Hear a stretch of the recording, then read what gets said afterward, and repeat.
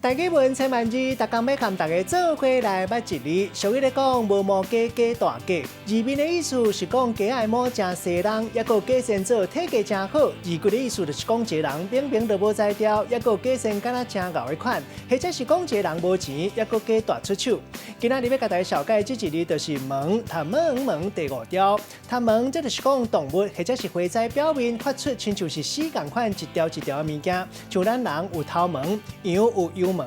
另外，水泥古早讲是红毛土，因为较早是西洋红毛番制造生产，也毋过偏学讲是铁仔土。另外，发伫咧目睭皮边仔的毛，咱讲是目甲毛；人的肝孔，咱讲是毛更孔。用鸡毛来做清垃圾用野的鸡丝，咱讲是鸡毛清。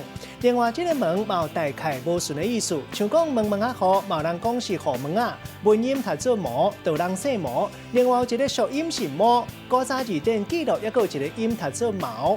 带大家做伙来小解这两个词。头一个起毛样，起毛这个词是为日语来，意思就是情绪感觉。起毛样就是心情好，嘛有人讲是 spring young， 若是心情歹，就有人讲是起毛歹。第二个词读做旧毛，这是讲一个人和决定小寡代志，共款嘛真丢毒，或者是讲无够阿萨利。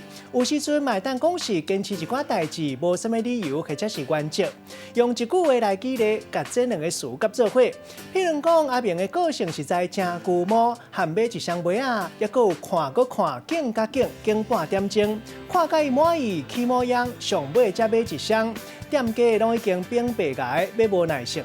今仔日小解这一字读做毛，这是文音；另外鼻音读做门，也有属音读做毛，提供给观众朋友来参考。